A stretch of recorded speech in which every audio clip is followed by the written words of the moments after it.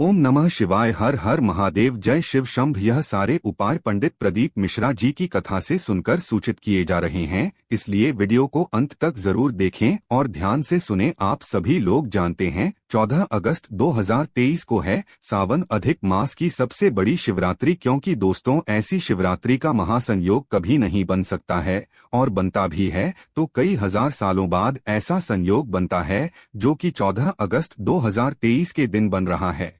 क्योंकि दोस्तों, इस दिन सोमवार भी है, सावन का सोमवार भी है, सावन अधिक मास का सोमवार भी है, और उसके साथ में सबसे बड़ी चीज इस दिन शिवरात्रि भी है, जो कि सावन अधिक मास की शिवरात्रि है। तो दोस्तों, आप याद होगा पंडित जी ने 7 तिथियों का 5 दीपक वाला उपाय बताया था, जिसमें से एक सबसे बड़ी तिथि थी यहाँ पर शिवरात्रि, जो कि अधिक मास की शिवरात्रि थी। तो दोस्तों, भले ही आपने 6 तिथियों पर ये उपाय ना किया हो, क्योंकि दोस्तों आप सभी लोग जानते हैं कि हर महीने एक ही शिवरात्रि आती है, मासिक शिवरात्रि आती है। तो अभी तक शिवरात्रि नहीं पड़ी है इन 7 तिथियों में, तो आपके पास बहुत बड़ा मौका है। आपने भले ही 6 तिथियों पर उपाय ना किया हो, आपसे पंचमी रह गई हो, अष्टमी रह गई हो, पूर्णिमा अमावस्या रह गई, तो आप लोगों के पास बहुत बड़ा मौका है। आपने अभी तक यह उपाय नहीं किया, पर इस दिन इस मासिक शिवरात्रि को यह उपाय आप लोग जरूर करना है। सावन अधिक मास की शिवरात्रि को आप अपना सावन का सोमवार का जो व्रत है उसकी पूजन अलग कर लेना, आपने पशुपतिनाथ के व्रत की पूजन अलग कर लेना, पर यह वाला जो उपाय है यह आपको अपने घर पर ही करना है और कुछ अलग तरीके से करना है। मतलब कि आपने अपने पशुपतिनाथ के व्रत की पहले पूजन अर्चना कर लेना है, उसके बाद कि यह पूजन करना है। या आप सावन सोमवार के व्रत की पूजन करते हैं, पहले वो इस उपाय को आप लोग कीजिएगा। तो उपाय को हम आपको समझाते हैं, अच्छे से समझ लीजिएगा जिन लोगों ने अभी तक नहीं समझा है, और उपाय को जरूर कीजिएगा। इस सावन अधिक मास की शिवरात्रि के दिन इस उपाय को करने का जो समय होता है वो शाम का समय होता है, मतलब कि प्रदोष काल का समय होता है। कब से कब तक का? लगभग 6 बजे से बाद का जो समय रहता है, उसके बाद कभी भी आप इस उपाय को कर सकते हैं। रात के 8 बजे से पहले कभी तक भी, तो 14 अगस्त को 6 बजे के बाद कभी भी आप इस उपाय को कर लेना। तो इस उपाय को करने में बात यह है कि इस उपाय को आप अपने घर पर भी कर सकते हैं। घर के साथ साथ में 2 और ऐसे स्थान हैं जहां पर आप इस उपाय को कर सकते हैं, जो कि हम आपको इस वीडियो में बताने जा रहे हैं। सबसे पहली चीज, इस उपाय में आपको आवश्यकता होती है 5 दीपकों की। अब ये जो 5 दीपक आप लोग लेते हो, ये आटे के दीपक लेते हो कि मिट्टी के भी ले सकते हो, पर मिट्टी के लेने में नए दीपक लेने होते हैं। पर जिसका मन है भाई मिट्टी के दीपक में ही करने का, तो भाई आपके पास जो पुराने दीपक रखे हुए हैं वो मिट्टी के, उन्हें धोकर आप इसमें उपयोग कर सकते हैं। इस उपाय में तो जो आपको मतलब अनुमान से बताते हैं, वो बताते हैं कि आप 5 आटे के दीपक लीजिए हैं ना, थोड़ा सा आटा गूंद कर उस आटे में कुछ नहीं डालना है। 5 आटे के दीपक आप लोग तैयार कर लीजिए। अब इन 5 दीपकों के अंदर जो आप बाती रखेंगे ना, वो लंबी बातें रखेंगे हैं ना। लंबी बात ही रखने का मतलब यह है कि आपके घर के वंश की वृद्धि होगी। इस वजह से इन 5 दीपकों के अंदर आपको गोल बाकी नहीं रखना है, लंबी बाती रखना है। 5 अलग मतलब 5 दीपकों को मैं एक एक लंबी बात ही रखना है ना। उसके बाद में शुद्ध देसी गाय का भी 5 दीपकों के अंदर डालने के बाद क्या करना है कि शाम के समय प्रदोष काल में 6 बजे के बाद कभी भी आप अपने घर में क्या करो, अपने घर के मंदिर में आ जाओ है ना, जहाँ पर आपके लड्डू गोपाल विराजित हैं, यहाँ पर आपके सभी भगवान जी विराजित हैं, शिव जी विराजित हैं, है ना। अब आपको करना क्या है, शाम का समय वैसे ही रहेगा 6 बजे के बाद काया। इस उपाय को आप ऐसा भी कर सकते हैं कि अपने पशुपतिनाथ का व्रत किसी का चल रहा है तो भाई वो पूजन से पहले भी कर सकता है या पूजन के बाद भी कर सकते हैं। जैसा आपको अच्छा लगे आप वैसा कर सकते हैं, पर ये उपाय अलग से ही होगा। ऐसा नहीं कि आप अपने मतलब व्रत की पूजन कर रहे हैं उसमें मिलाकर आप ये उपाय कर रहे हैं, ऐसा नहीं होगा। ये जो उपाय है ये अलग ही होगा। तो आपको करना क्या है, आपको 6 बजे के बाद कभी भी अपने घर के भगवान जी के पास आ जाना है, और वहां पर आकर शाम के समय हो ही गया होगा। सबसे पहले आपको अपने घर के दिया बाती करनी है।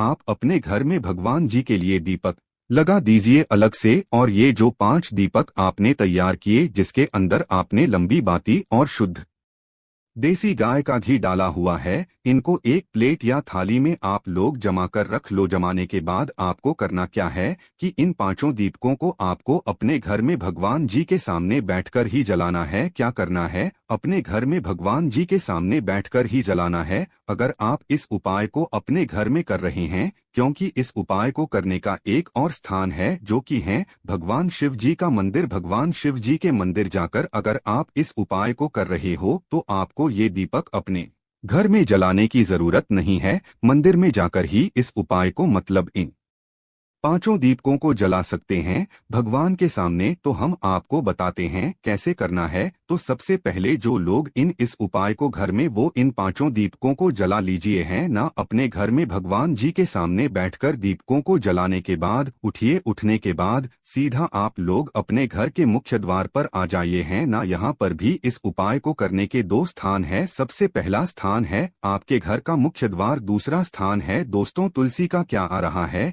ये तुलसी का जो पौधा लगा हुआ होगा आपके घर में, उसके पास में आप ये वाला उपाय कर सकते हैं ना। ये आपके घर में ही है ना। अब दोस्तों आटे का दीपक क्या करना है, आटे के दीपक होंगे आप लोगों के। तो अगर आप अपने घर के मुख्य द्वार के बाहर की साइड इस उपाय को कर रहे तो यहाँ पर दिक्कत एक है कि ये पांचों दीपक आपकी सुरक्षित रहने चाहिए, क्योंकि बाहर की साइड रखोगे तो कुत्ता बिल्ली अगर गाय भी आते हैं तो इन दीपक को नुकसान पहुंचा देंगे, क्योंकि ये दीपक कांटे के होंगे। इसी स्थान पर अगर ये दीपक मिट्टी होंगे तो फिर कोई बात नहीं, आपके दीपक सुरक्षित रहेंगे। कई सारे लोग ये भी कहते हैं कि हवा चलती है तो भाई दीपक बूझ जाते हैं। तो उस स्थान पर आपको कुछ ऐसी चीज रख देनी होगी जिससे कि वो हवा का झोंका जो है दीपक ना लगे, जिससे कि वो दीपक अच्छे से जलते रहे ना। इन बातों का आपको ध्यान रखना। ये आपके प्रश्न हैं जिनका हमने आपको अभी इसी समय जवाब दे दिया है ना। तो आपको ये दीपकों को उठाकर जलाकर अपने घर के मंदिर से ही जो है उठाकर लाना है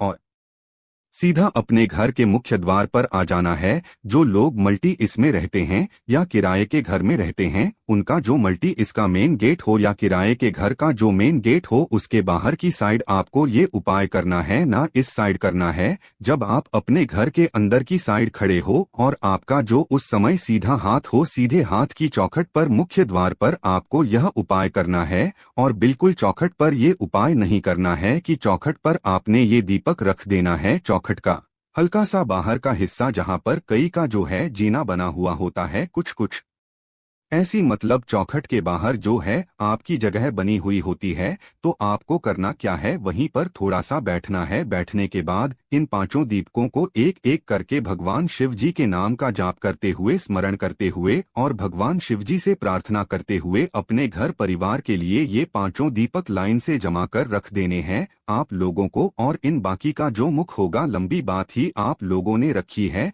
तो लंबी बाती का जो मुख होगा वो बाहर की साइड होना चाहिए। तो पांचों दीपों को उसे जमा कर रखना है, ना कि अलग अलग कहीं पर भी रख देना है। उसके बाद में दीपक जलाने के बाद आप भगवान से प्रार्थना करने के बाद वहां से उठ सकते हैं। यही काम अगर आप अपने तुलसी के क्यारे के पास कर रहे हैं, आपके आटे के दीपक है और आपको डर है कि भाई बाहर कुत्ता बिल्ली नुकसान पहुंचा देंगे इन दीपकों को, तो अपने घर के तुलसी के क्यारे के पास आइए। तुलसी के क्यारे के पास आकर इन पांचों दीपों को जमा दीजिए। थोड़ा इधर उधर भी रख सकते हैं, ऐसी कोई बात नहीं है, पर आप लोग ये पांचों दीपक तुलसी के क्यारे के पास रख दीजिए। जब आप ये दीपक वहां पर रख रहे हैं तो भी आप भगवान शिव जी के नाम का स्मरण कीजिएगा और भगवान शिवजी से अपने घर पर के लिए ठना कीजिएगा। उसके बाद में आपको करना क्या है कि आपका यह उपाय यहाँ पर पूर्ण हो जाता है।